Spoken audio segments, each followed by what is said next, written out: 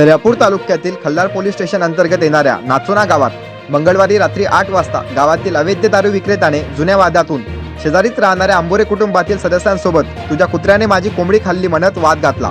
त्यानंतर शाब्दिक बाचाबाची झाली व आरोपी चंदन गुजर वय 32 याने स्वतःची कार थेट 6 जणांच्या अंगावर चढवली। या घटनेत 3 जणांचा जागीच मृत्यू झाला तर 3 जण गंभीर जखमी झाले आहेत। या घटनेनंतर मंगळवारी मध्यरात्री अप्पर पोलीस अधीक्षक विक्रम साडी यांनी नाचोना गावात भेट देत माहिती जाणून घेतली। सदर घटनास्थळी पोलीस प्रशासनाचा मोठा बंदोबस्त पाहायला मिळाला। ज्या वाहनाने अपघात केला होता ते वाहन पोलिसांनी काल मध्यरात्री ताब्यात घेतले आहे। त्यानंतर घटनास्थळावर स्थानिक गुन्हे शाखेचे कर्मचारी व फॉरेन्सिक एजन्सी टीम हे सुद्धा दाखल झाले होते।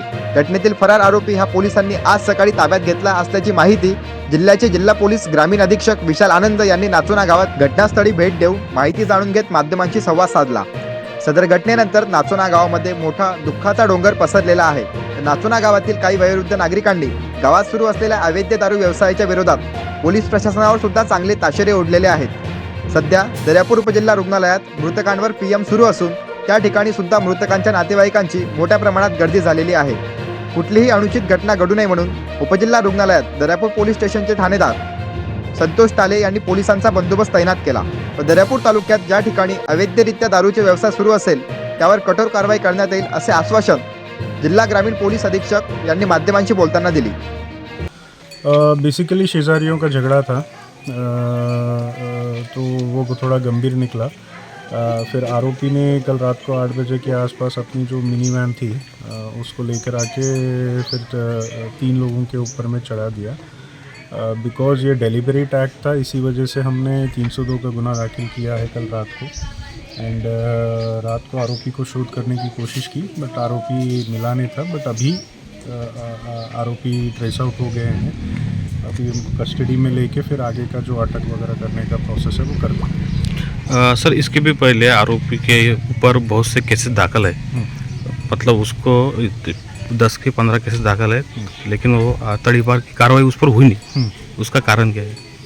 आरोपी का हिस्ट्री अभी निकालना बाकी था। मैं हिस्ट्री भी निकलवा के फिर आरोपी के क्या प्रीवियस रिकॉर्ड्स है वगैरह वो देखूंगा।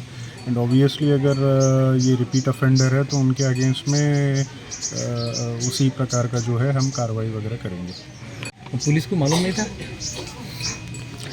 पुलिस को मालूम बने जो आरोपी का व्यवसाय है, दारू का व्यवसाय बहुत दिन से चालू है यहाँ पे। गांव में से लोगों ने बहुत बार तकरार भी की, लेकिन उस पर पुलिस ने कुछ भी कार्रवाई नहीं की, ऐसा उस कुटुंब का आरोप। कई सालों से शुरू है सर व्यवसाय। तो ठीक है, अगर ये आरोप सही है तो it is very wrong, as an ये खराब चीज़ है। मैं पुलिस का फिर इसमें निष्काळजीपणा कुछ रहा तो ऑब्वियसली फिर मैं उसी हिसाब से ॲक्शन लूँगा। उस्मानाबाद या दोन गावात दुःखाचा डोंगर कोसळला। 4 दुकानं गावात दारूच आहेत। पोलीस डिपार्टमेंट त्याच्याकडे लक्ष दिलं नाही। पैसे खायचे सोडून द्यायचे, पैसे खायचे पोलीस डिपार्टमेंटने सोडून द्यायचे।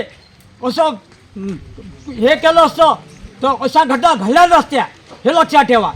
आज दुःखाचा डोंगर आहे। नाचोना पूर्ण गाव दुःखात आहे। आज गरीब कुटुंब बर्बाद झालात। याच्यावर कटाक्षाने पोलीस डिपार्टमेंटने लक्ष द्यावे आणि पुढे अशा घटना घडणार नाही। याने पोलीस स्टेशन घटना जर घडली तर पोलीस स्टेशन कारणीभूत आहे, लक्षात ठेवा। हे ज्येष्ठ नागरिक म्हणून नाचोन्यात बोलत आहोत। किरण होले, जनविकास न्यूज दर्यापूर। अशाच वेगवान घडामोडी पाहण्यासाठी आमच्या चॅनलला आता सबस्क्राईब करा आणि रहा रोज अपडेट।